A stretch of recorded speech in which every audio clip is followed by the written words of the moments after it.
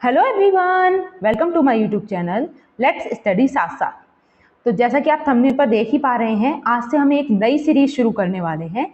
इसमें हम जितने भी PYQs हैं जो इंग्लिश लिटरेचर के एग्जाम में पूछे गए हैं, चाहे वो कोई सा भी एग्जाम है, चाहे EMRS का एग्जाम है, DSSB का एग्जाम है, TGT PGT से रिलेटेड कोई भी एग्जाम हुआ है, उससे रिलेटेड जितने भी PYQs हैं उनको यहाँ पर विद एक्सप्लेनेशन सॉल्व कराया जाएगा।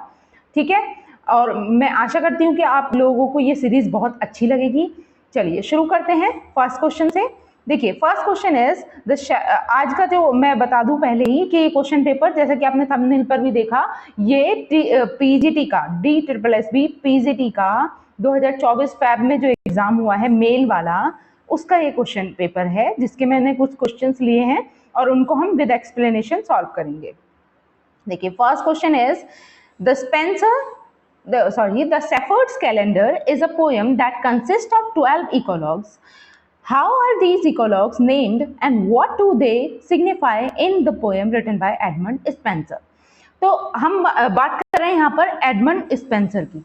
ठीक है, एडमंड स्पेंसर का ये बहुत ही फेमस वर्क माना जाता है, द शेफर्ड्स कैलेंडर। तो क्वेश्चन तो आप इजीली सॉल्व कर लोगे। ठीक है, अब देखो जैसा कि आप इसके नाम से देख पा रहे हो, शेफर्ड्स कैलेंडर। ठीक है, शेफर्ड्स मतलब रस्टिक लाइफ से रिलेटेड। ठीक है, अब ये इनकी जो ये जो पोयम है ये 12 इकोलॉग से मिलकर बनी है, शेफर्ड कैलेंडर जो पोयम है। और इसमें जैसा कि इसके नाम से पता चल रहा है हमें कैलेंडर, तो जब आप ऑप्शन रीड करोगे तो आपको इजीली आंसर मिल जाएगा। जैसे यहाँ फर्स्ट ऑप्शन देखिए, 12 eclogues are named after different poetic eras and represent the writer of each era. नहीं, ये इससे रिलेटेड नहीं है। आप देखेंगे 12 eclogues are named after different verse styles and represent emotion behind it. नहीं, ऐसा भी कुछ नहीं किया गया है इसमें। नेक्स्ट है 12 eclogues are named after different monarchs and represent the conquest by them. This is also not correct. आप देखेंगे fourth option, 12 eclogues are named after different months and represent the turning of the season. तो आप देखो options को eliminate करके भी इसका answer निकाल सकते थे, जैसा कि यहाँ पे कैलेंडर की बात हो रही है। ठीक है, शेफर्ड्स जो लोग होते हैं, जो जो रस्टिक लाइफ से रिलेटेड होते हैं, तो उनके कैलेंडर से रिलेटेड है। और यहाँ पर उन्होंने जो 12 मंथ होते हैं ईयर के, ठीक है, उनको डिफरेंट डिफरेंट वे में डिस्क्राइब किया है। तो ये जो 12 इकोलॉग हैं वो हर एक मंथ से रिलेटेड है। ठीक है, तो इसका जो राइट आंसर हो जाएगा वो है option number 4। 12 eclogues are named after different months and represent the turning of the season. तो ये तो हुआ इसका आंसर। अगर हम इसके एक्सप्लेनेशन की बात करें, तो अगर हम बात करते हैं एडमंड स्पेंसर की, तो पहले तो हमें इनके लाइफ स्पैन का पता होना चाहिए। ठीक है, एडमंड स्पेंसर बेसिकली ये बिलोंग करते हैं एलिजाबेथन एज से। ठीक है, और इनका स्पेंसर का अगर हम लाइफ का टाइम पीरियड देखें तो 1552 या 53 इनका बॉर्न ईयर माना जाता है। ठीक है, और वैसे ये लंदन बॉर्न है, इंग्लैंड से रिलेटेड है बेसिकली। ठीक है, और इन्होंने जो मास्टर्स किया है वो 1576 में किया। अगर हम बात करें इनके वर्क्स की, तो आप जानोगे इन्होंने जो इनका स्पेंसरियन स्टैंजा था उससे काफी फेमस हुए। ठीक, तो इससे रिलेट करके आप ये देख सकते हो। इसके बाद में अगर इनके हम फेमस वर्क की बात करते हैं तो फेरी क्वीन के लिए बहुत ज्यादा फेमस है ये। ठीक है, और फेरी क्वीन का जो 1690 में आता है। और साथ ही साथ अगर हम बात करते हैं शेफर्ड कैलेंडर की, तो इसका पब्लिकेशन ईयर पूछा जा सकता है। ठीक है, शेफर्ड्स कैलेंडर जो आता है 1579 में। ठीक है, it is considered the first outstanding pastoral poem in English. ठीक है, क्यों? क्योंकि इसमें ही इन्होंने ज्यादातर जो स्पेंसरियन स्टैंजा है उसका यूज किया है। It is also known as the beginning of रिनासा।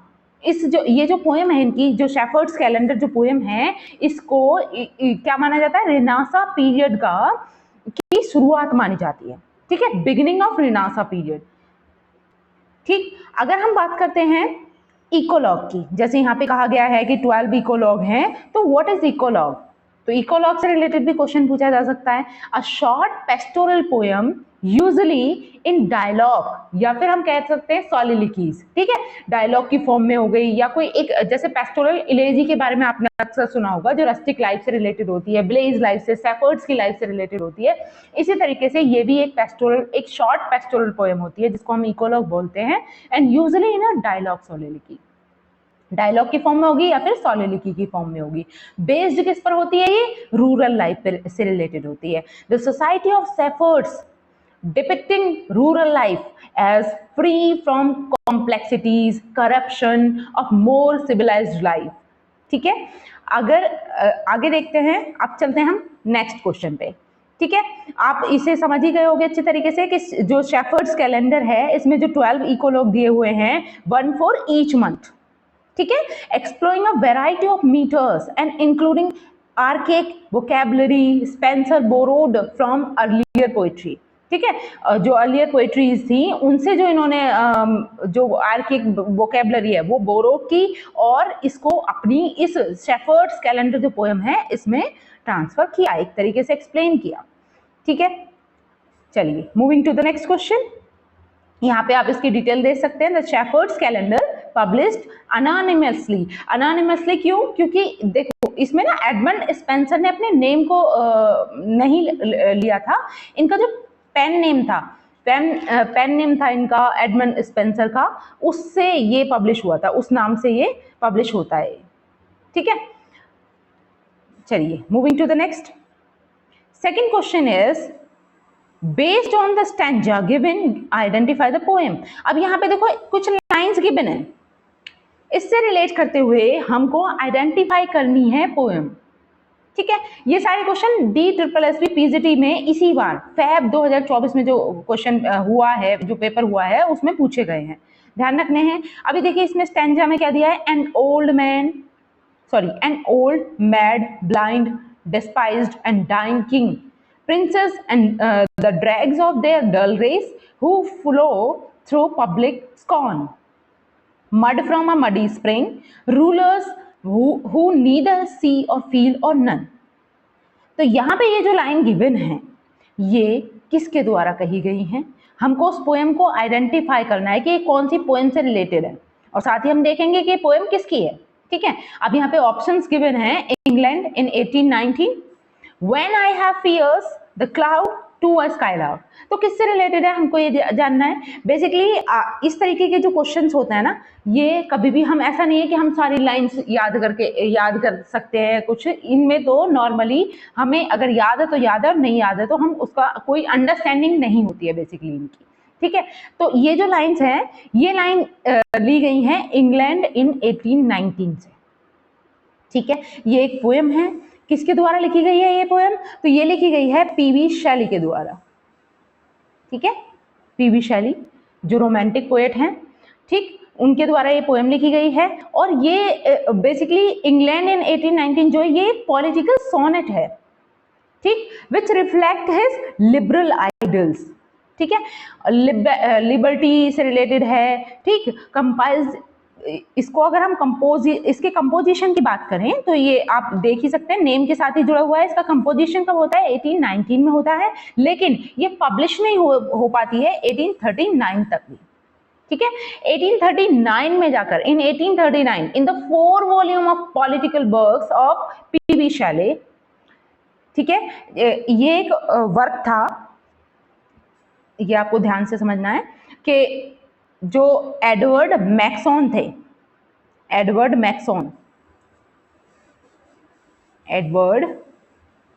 मैक्सॉन, उनका एक वर्क था, उस वर्क का नाम है द पॉलिटिकल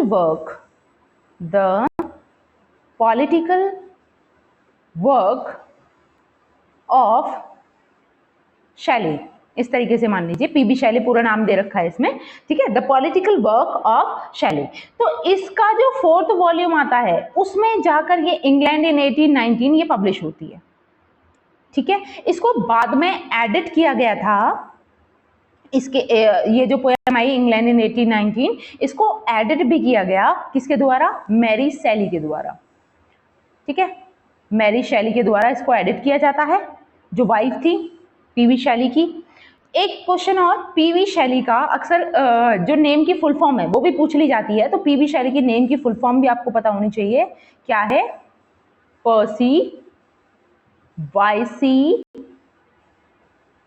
शैली। ठीक है, ये भी आपको ध्यान रखना है, रोमांटिक ए से बिलोंग करते हैं। अब बात कर लेते हैं हम इस पोएम की, इंग्लैंड इन 1819। तो ये जैसे कि आपने समझा कि ये एक पॉलिटिकल सोनेट है, और सोनेट हमेशा 14 लाइन्स, जो कॉमन चीज है सोनेट में वो क्या होता है, it is a short poem of 14 lines. ठीक है, तो ये 14 लाइन्स की ही पोएम है। ठीक, अगर हम इसकी राइमिंग स्कीम की बात करते हैं तो इसकी राइमिंग स्कीम है ए बी 4 लाइन ये हो गई। नेक्स्ट ए बी, ठीक है, 6 लाइन सिस्टेट यानी, ठीक है, ए बी। देन आता है इसके बाद में सी डी सी सी और डी डी। ठीक है, इस तरीके से इसकी राइमिंग स्कीम है, ध्यान रखना है। सिस्टेट और ऑक्टेव में डिवाइडेड है ये। ठीक है, ए बी ये 6 लाइन हो गई, और ये हमारी 8 लाइन होगी, C D C D D. ठीक, इस तरीके से इसकी राइमिंग स्कीम है। एक बार मैं दोबारा लिख देती हूँ, आप चाहो तो नोट भी कर सकते हो। A B C D then C D D. This is the rhyming scheme of this poem. Okay, अगर हम इसके मीटर की बात करें, मतलब किस फॉर्म में, किस जॉनर में ये पोएम लिखी गई है, तो ये पोएम लिखी गई है आयम्बिक पेंटामीटर में। आयम्बिक, मोस्टली सोनेट इसी फॉर्म में लिखे जाते हैं, पेंटामीटर। ठीक है, this poem was written as a response to the brutal Peterloo, जो ब्रूटल एक पीटरलू मैसेकेयर हुआ था ना, आपने नाम भी सुना होगा इसका, पीटरलू मैसेकेयर होता है, पीटरलू मैसेकेयर। ठीक है, कब होता है ये, just a minute,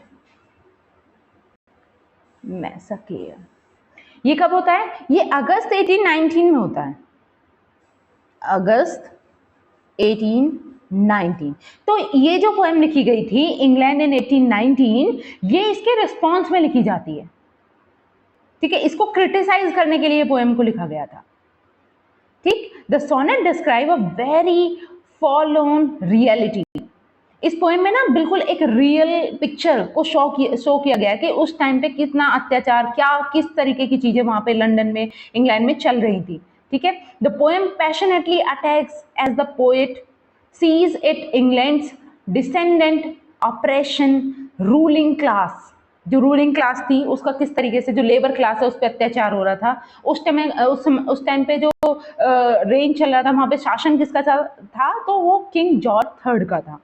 King George III is described as the old, mad, blind, despised and dying person. तो यहाँ पे अगर आप लाइन में भी देखोगे तो यहाँ पे जो ये दिया हुआ है old, mad, blind, despised and dying king, ये किसके लिए दिया गया है, तो ये भी क्वेश्चन बन सकता है यहाँ से। तो आपको ध्यान रखना है किंग जॉर्ज थर्ड के लिए, किंग जॉर्ज थर्ड के लिए ये कहा गया है। Okay, Now moving to the next question. I hope ये clear हुआ होगा आपको। Third question, which of the following tale is not included in the Canterbury Tales written by Geoffrey Chaucer? तो चौसर का नाम कौन नहीं जानता, और जब भी हम चौसर का नाम लेते हैं तो इनकी ये फेमस पोएम तो आनी ही आनी है। कोई भी पीजीटी का आप एग्जाम देख लो, अगर चौसर से रिलेटेड उसमें क्वेश्चन बनते हैं तो वहां पर कैंटरबरी टेल्स का जिक्र जरूर होता है। तो यहाँ पे हम सबसे पहले आंसर देख लेते हैं इसका। आप देखोगे यहाँ पे कहा गया है कि इनमें से कौन सी पोएम को इंक्लूड नहीं किया गया है कैंटरबरी टेल्स में। ऑप्शन है Summoner's Tale, Parson's Tale, squirrel tales, clerk tales. तो आप देखोगे स्क्वेरल नाम का तो कोई पर्सन ही नहीं है ना कैंटरबरी टेल्स में, तो स्क्वेरल टेल्स जो है वो इसका राइट आंसर हो जाएगा। स्क्वेरल टेल जैसा इसमें कोई भी चीज नहीं है। ठीक है, ऑप्शन नंबर थर्ड जो है वो इसका करेक्ट आंसर है। समनर की टेल इसमें इंक्लूडेड है, पार्सन की टेल इंक्लूडेड है, क्लर्क की टेल इंक्लूडेड है। अब हम बात करते हैं पोएम की कैंटरबरी टेल्स की। इसमें आप ऐसा समझ सकते हैं कि ये कलेक्शन है स्टोरीज का। ठीक है, इसमें टोटल 24 स्टोरीज का ये कलेक्शन है। हालांकि जो चौसर थे उनकी प्लानिंग कुछ और ही थी। उनकी प्लानिंग थी कि जैसे इसमें जो कैंटरबरी टेल्स है उसमें 30 कैरेक्टर्स है, कुछ जगह पे 29 भी कहे गए हैं, लेकिन मेनली जो इसमें जो राइट आंसर है उसके अकॉर्डिंग आप देखोगे इसमें 30 कैरेक्टर को माना गया। इस पोएम में ना 30 कैरेक्टर्स का डिस्क्रिप्शन है, और चौसर ने ये डिसाइड किया था कि ये जो 30 कैरेक्टर्स हैं ये मतलब एक तीर्थ यात्रा पे जा रहे हैं। ठीक, अब तीर्थ यात्रा पे जाते समय भी हर एक पर्सन को 4 स्टोरी सुनानी है। कितनी स्टोरी सुनानी है? 4। ठीक है, और तीर्थ यात्रा से वापस आते हुए भी हर एक पर्सन को 4 स्टोरी सुनानी है। तो इस तरीके से इनकी प्लानिंग थी। टोटल 120, जैसे 30 पर्सन हैं, अगर हम बात करें 30 कैरेक्टर्स हैं, तो 30 कैरेक्टर में हर एक पर्सन को 8 स्टोरी सुनानी थी। सॉरी, दो स्टोरीज इधर से जाते समय और 2 स्टोरी मतलब तीर्थ यात्रा से वापस आते समय। एक पर्सन को 4 स्टोरी सुनानी थी टोटल। ठीक है, तो इस तरीके से इन्होंने डिसाइड किया था चौसर ने कि ये जो कलेक्शन बनेगा वो टोटल 120 स्टोरीज का बनेगा। ठीक है, लेकिन स्टोरीज कितनी लिख पाते हैं ये? 24 स्टोरीज। अब ये जो स्टोरीज है ये मतलब एक कलेक्शन हो गया हमारा। कैंटरबरी टेल्स जो है वो 24 स्टोरीज का कलेक्शन है। इसमें कुछ स्टोरी, ज्यादातर स्टोरी जो है वो पोइटिक फॉर्म में है, लेकिन 2 स्टोरी ऐसी है जो प्रोज फॉर्म में भी है। ठीक है, तो वो भी ध्यान रखनी है। उसमें भी क्वेश्चन बनता है कि चौसर की ऐसी कौन सी जो 2 स्टोरीज हैं जो कैंटरबरी टेल्स में है जो प्रोज फॉर्म में लिखी गई हैं। तो पहली स्टोरी हो जाएगी द टेल ऑफ मैलिबस। ठीक है, एक स्टोरी तो ये होती है द टेल ऑफ मैलिबस, और एक होती है पार्सन्स टेल, ये भी प्रोज फॉर्म में है। ठीक है, ये दोनों ही जो टेल है, दोनों ही जो स्टोरी हैं वो किस में है? प्रोज फॉर्म में। बाकी सारी जो स्टोरीज हैं वो हमारी पोएट्री के फॉर्म में है। ठीक है, तो अगर हम बात करें इसकी, it is widely regarded as Chaucer's magnum opus. ठीक है, मतलब चौसर का सबसे बेस्ट वर्क, सबसे इंपॉर्टेंट वर्क जो माना जाता है वो कैंटरबरी टेल्स है। The tales mostly written in verse और some are in prose, presented as part of a story-telling contest by a group of pilgrims as they travel together from London to Canterbury। मतलब ये जो 30 pilgrims थे, जो तीर्थ यात्री थे, वो कहाँ की यात्रा कर रहे थे? तो ये कैंटरबरी की यात्रा करते हैं to visit the shrine of Saint Thomas Becket. ये भी ध्यान रखना है कि जो सेंट एक तरीके से साधु मान सकते हैं, थॉमस बैकेट की ये दर्शन के लिए जा रहे थे एक तरीके से। ठीक है, एट कैंटरबरी कैथेड्रल। ओके, तो इसमें से कौन सी टेल नहीं है? स्क्वेरल की टेल नहीं है। ठीक, अगर इसके ओरिजिनल टाइटल की बात करें तो टेल्स ऑफ कैंटरबरी इसका ओरिजिनल टाइटल है। ये जो पोएम है वो किस लैंग्वेज में लिखी गई है? तो मिडिल इंग्लिश में लिखी गई है, ये भी ध्यान रखना है। और जो तीर्थयात्री रुकते हैं, एक सराय में वो रुकते हैं, उस सराय का भी नाम पूछ लिया जाता है, तो उसका नाम है टैबर्ट इन। टैबर्ट इन। ये सारे क्वेश्चंस इससे बन सकते हैं। ठीक है, now moving to the next question. देखिए, fourth question is which of the following writer was one of the contemporaries of Chaucer. इनमें से बताना है कि चौसर का, जेफरी चौसर का कंटेम्परेरी मतलब जो उनके साथ का, मतलब उन्हीं के समय पर जिसने वर्क्स लिखे हों या उन्हीं के समय का राइटर हो, उसको बोलते हैं कंटेम्परेरी। तो कंटेम्परेरी राइटर इनमें से कौन है? अब आपको ऑप्शंस देखने हैं, ऑप्शन के अकॉर्डिंग इसका आंसर होगा। ठीक है, तो यहाँ पर है विलियम लैंगलैंड है, विलियम शेक्सपियर है, एंड्रयू मार्वेल है, लेमन है। तो राइट आंसर क्या होगा? यस, जो चौसर के कंटेम्परेरी रहे वो कौन है? William Langland. ठीक है, विलियम लैंगलैंड। अब इनको किस नाम, ये किस लिए फेमस हैं या इनका कोई फेमस वर्क? लैंगलैंड, अगर हम इनके लाइफ की बात करें तो ये 1332 टू 1386 है। अच्छा, हालांकि यहाँ पर हम चौसर की लाइफ स्पैन की बात करें तो ये 1343 से लेकर 1400 इनका लाइफ स्पैन माना जाता है। ठीक है, तो दोनों का ध्यान रखना है, चौसर का ये है, विलियम लैंगलैंड का ये है। अब इनका जो एक फेमस वर्क है वो कौन सा है, पियर्स प्लोमन, इसके लिए विलियम लैंगलैंड जो है इनको जाना जाता है। इस चीज को भी आपको ध्यान रखना है, पियर्स प्लोमन। ओके, ये एक एलेगरी थी। He was greatest example of Middle English. Okay, now moving to the next question. Question number 5 is, which of the following writers was one of the contemporaries of Edmund Spencer? तो हमने Spencer का पहला question देखा था, ठीक है। Shepherd's calendar के लिए फेमस है, कौन सी एज से बिलोंग करते हैं, तो एलिजाबेथन एज से बिलोंग करते हैं। कौन सा एरा इन्होंने देखा है, तो रिनासा पीरियड देखा है, क्योंकि इनका जो वर्क है शेफर्ड्स कैलेंडर, उसको भी ध्यान रखना है कि वो रिनासा पीरियड की शुरुआत मानी जाती है। जैसे अगर हम बात करें रोमांटिक एज की, तो रोमांटिक एज की शुरुआत किससे मानी जाती है, लिरिकल बैलेड से। विलियम वर्ड्सवर्थ और कोलरिज का जो वर्क था लिरिकल बैलेड, उससे हम रोमांटिक एज की शुरुआत मानते हैं। उसी तरीके से रिनासा पीरियड की जो बिगिनिंग थी, जो स्टार्टिंग थी, वो कहाँ से मानी जाती है, शेफर्ड्स कैलेंडर के पब्लिकेशन से, ठीक है। अब यहाँ पर एडमंड स्पेंसर के जो कंटेम्परेरी रहे हैं उनका नाम यहाँ पे पूछा जा रहा है। ऑप्शन है PB Shelley, sir Philip Sidney और थॉमस मैलोरी, जॉन मिल्टन।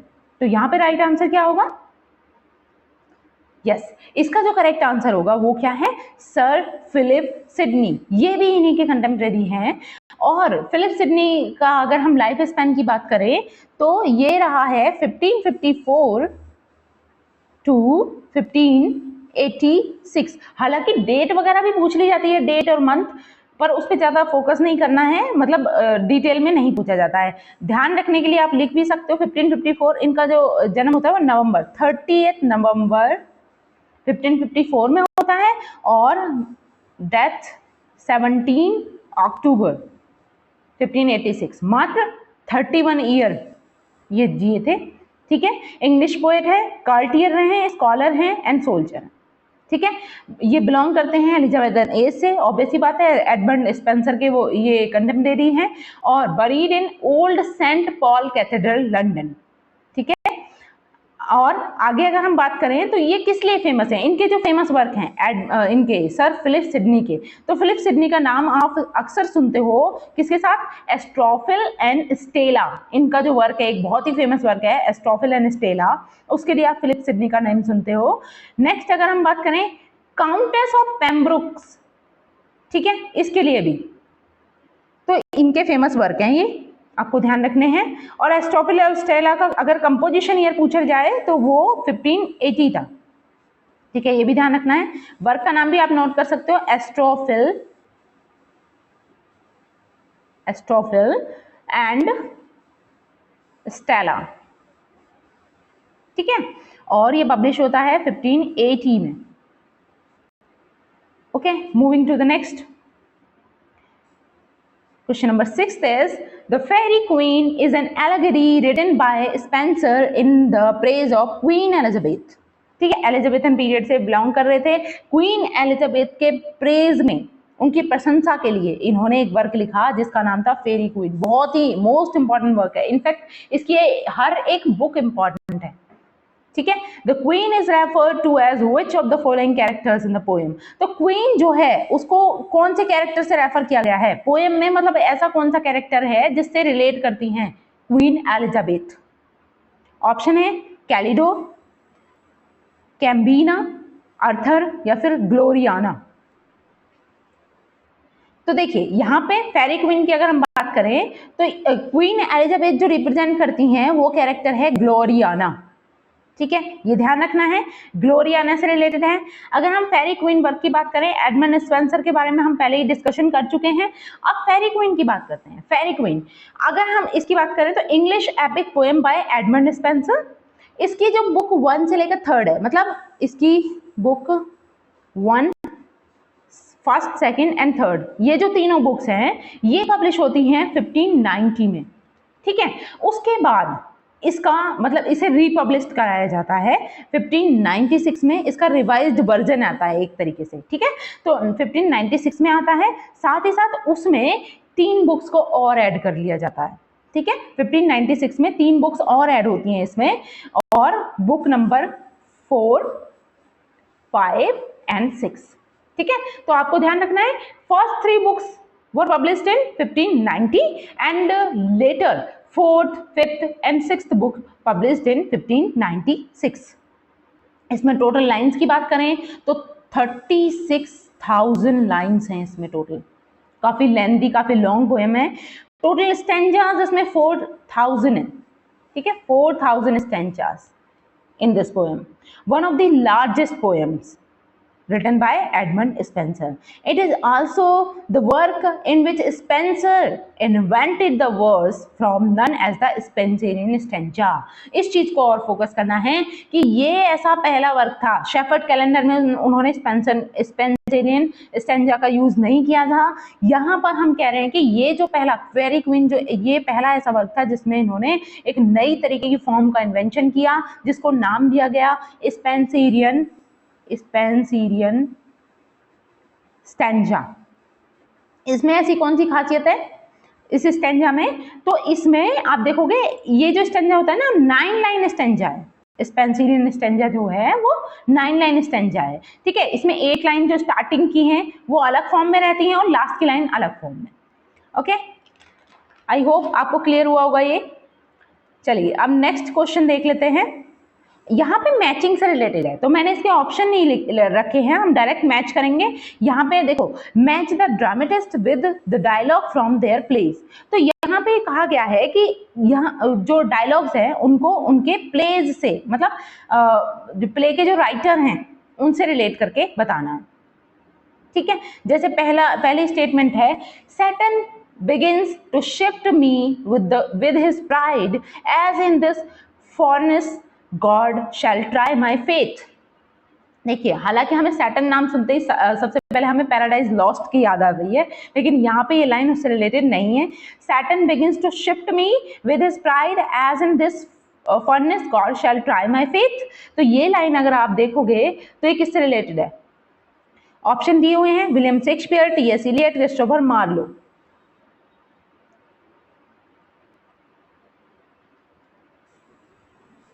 तो ये रिलेट कर रही है क्रिस्टोफर मार्लो से। ओके, क्रिस्टोफर मार्लो, इससे कनेक्ट कर देंगे हम। Option number C is the correct answer. Saturn begins to shift me, ये कौन से वर्क से है? क्रिस्टोफर मार्लो के। तो इनका जो डॉक्टर फॉस्टस बहुत ही फेमस वर्क है, उसके सीन 13 से ये लाइन ली गई। ठीक है, ध्यान रखना है, डॉक्टर फॉस्टस नाम का वर्क है क्रिस्टोफर मार्लो का, फॉस्टस। ठीक है, उसके सीन 13 की ये लाइन है।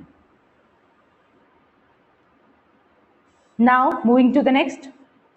देखिए, इसी में सेकेंड लाइन की बात कर लेते हैं। फर्स्ट लाइन आपको पता चल गई क्रिस्टोफर मार्लो से रिलेटेड है। आई will cross it though it blast me stay illusion, ये किससे रिलेटेड लाइन है? ऑप्शन दो ही है, विलियम शेक्सपियर, टी.एस. इलियट। तो ये रिलेट कर रही है किससे? विलियम शेक्सपियर से। ठीक है, सेकेंड लाइन जो है वो विलियम शेक्सपियर से रिलेटेड है। शेक्सपियर के कौन से वर्क से है? तो हैमलेट से है, ध्यान रखनी है, हैमलेट में ये लाइन है। ठीक है, हैमलेट में I will cross it though it blast me stay illusion, the explanation of Horatio's ambiguity in act 1 scene 1। ये जो लाइन है ये होरेशियो के कंफ्यूजन को रिप्रेजेंट करती है। ठीक है, कब होता है ये? एक्ट 1 सीन 1 में आप देखोगे होरेशियो को जो एम्बिग्यूटी होती है, या फिर हम कहें उसे कंफ्यूजन जो होता है, उसको एक्सप्लेन करती है। Horatio intend to cross in front of the ghost to confront it. ठीक है, मतलब वो ये डिसाइड कर रहा है कि वो घोस्ट का सामना करे या ना करे। He wants to make the sign of the cross for protection in case it is an evil spirit. Okay, अब थर्ड लाइन, ऑब्वियसली बात है, तीसरा ऑप्शन बचता है आपका और ये रिलेट कर देगा टी.एस. इलियट से। लाइन क्या है, हम लाइन पढ़ लेते हैं। If you kill me I shall rise from my tomb to submit my calls before God's throne. तो ये रिलेट कर रही है टी.एस. इलियट से, टी.एस. इलियट की ये लाइन है। टी.एस. इलियट के कौन से वर्क से ये लाइन है? तो आपको ये ध्यान रखना है, ये लाइन है मर्डर इन कैथेड्रल से। ठीक है, मर्डर इन दी कैथेड्रल, जो एलियट का वर्क है उससे ये लाइन ली गई है। ओके, और किसके द्वारा कही गई है ये लाइन, तो ये भी ध्यान रखना है, थॉमस बैकेट के द्वारा ये लाइन कही जाती है। कहां पर, तो पार्ट 2 के सेक्शन 1 में ये लाइन कही जाती है। ठीक है, पार्ट 2 सेक्शन 1 में ये लाइन कही गई है, किसके द्वारा, तो बैकेट, थॉमस बैकेट के द्वारा। तो आपको तीनों कोटेशन समझ आ गई। Saturn begins to shift me, ये लाइन क्रिस्टोफर मार्लो ने कही है, क्रिस्टोफर मार्लो की है, डॉक्टर फॉस्टर्स वर्क से ली गई है। और आई विल क्रॉस इट दो, ये विलियम शेक्सपियर के हैमलेट से है। If you kill me I shall rise, तो ये murder in cathedral, T S. Eliot के द्वारा जो लिखा गया है उससे है। Okay, now moving to the next question. Number 8 is identify the metaphysical poet who uses the following line to compare two lovers separated by the distance. तो यहाँ पर उस मेटाफिजिकल पोएट का नाम बताना है। First of all we will read line, if they be two they are two so, as step twin compasses are two, thy soul the fixed foot makes no show to move but doth if the other do. सोचिए, options हैं Andrew marble, Abraham कॉले, John Milton, John Donne. तो metaphysical poet कौन सा है जिसकी ये line है, देखिए ये लाइन है जॉन डन की, ध्यान रखना है जॉन डन की लाइन है। और कहां से ली गई है ये लाइन, तो इनका एक वर्क है अ वैलेडिक्शन फॉरबिडिंग मॉर्निंग, अ वैलेडिक्शन फॉरबिडिंग मॉर्निंग, ये इनका एक वर्क है। ठीक है, ये बेसिकली एक सुपरनेचुरल सोनेट है, ठीक है, जो लिखा जाता है 1611 to 12 में। ठीक है, इसका रिटन ईयर पूछा जाए तो 1611-12 है। और ये एक सोनेट है, कैसा सोनेट है, सुपरनेचुरल सोनेट, मतलब जिसकी जो थीम है ना, जो वो सुपरनेचुरलिटी से रिलेटेड है। It is written in the form of a conceit, ये कंसीट की फॉर्म में लिखा गया है। ठीक है, अब कंसीट क्या होता है, कंसीट भी एक फिगर ऑफ स्पीच होती है, कंसीट की फॉर्म में है ये ध्यान रखना है। कंसीट की फॉर्म में, conceit is a figure of speech that uses elaborate means to establish a parallel between two dissimilar things. मतलब कंसीट एक इस तरीके की फॉर्म होती है जिसमें हम दो डिसिमिलर चीजों के बीच में सिमिलरिटीज दिखाने की कोशिश करते हैं। ठीक है, ये इस टाइप की फिगर ऑफ स्पीच होती है। अब इसमें क्या कहा गया है कि ये इसके जो फॉर्म है, इसका जो जॉनर है वो कंसीट है, कंसीट की फॉर्म में ये पोएम लिखी गई है। ये एक सोनेट है, कैसा सोनेट है, सुपरनेचुरल सोनेट है, 1611 में ये लिखा जाता है। It is written in the form of a conceit to link the two lovers to the idol of a drafting compass. तो इसमें किस तरीके से दिखा रहे हैं उन्हें, दो लवर्स को एक दूसरे से कनेक्ट करने की, लिंक करने की कोशिश की जा रही है, वो भी कंपास का एग्जांपल देके, कंपास होता है ना उसका एग्जांपल देके। ठीक है, the lovers are described as a being connected like the legs of compass, जैसे कंपास की लेग्स जुड़ी हुई होती है ना, उसी तरीके से लवर्स को कनेक्ट करने की बात कही गई है। Although the legs of the compass can move apart from each other, they always remain connected। इसमें कहा गया है कि जिस तरीके से ना कंपास की लाइन एक दूसरे से दूर होती है, मतलब इनके जो फेसेस होते हैं वो एक दूसरे से अलग हैं, वो दूर दूर जाकर डिपार्ट हो सकते हैं, अलग अलग हो सकते हैं, लेकिन वो फिर भी कहीं ना कहीं एक दूसरे से जुड़े हुए होते हैं। इसी तरीके से लवर्स को दिखाया गया है। तो जॉन डन की पोएम है। Now moving to the next question. Number 9 is which of the following writer was an Elizabethan poet. अब इनमें से बताना है कि कौन सा राइटर है जो एलिजाबेथन पोएट रहा है। तो ऑब्वियस ही बात है, अभी हम एडमंड स्पेंसर के बारे में जिक्र करते हुए आए हैं, उसमें वही इसका आंसर हो जाएगा। और कोई राइटर आपको लग ही नहीं रहा होगा कि वो एलिजाबेथन एज से रिलेटेड है। विलियम ब्लेक नहीं है, थॉमस हार्डी बिल्कुल भी नहीं है, आर्थर सिमंस, तो ये आपको अनजाना सा नाम लग सकता है, लेकिन ये भी एलिजाबेथन एज से बिलोंग नहीं करते हैं। एडमंड स्पेंसर के बारे में हम पहले ही डिस्कशन कर चुके हैं। Okay, now moving to the next. देखिए question number 10 is identify the rhythmic pattern used by Chaucer in the prologue of Canterbury Tales. तो इसमें उस रिदमिक पैटर्न को पूछा गया है जो कैंटरबरी टेल्स में के प्रोलॉग में चौसर के द्वारा यूज किया गया है। क्या हो सकता है बताइए? ऑप्शन है आइम्बिक पेंटामीटर, ट्राइकिक टैरीमीटर, यहाँ पे टाइपिंग एरर है, टैरीमीटर, और स्पॉन्डिएक या फिर डैक्टिलिक।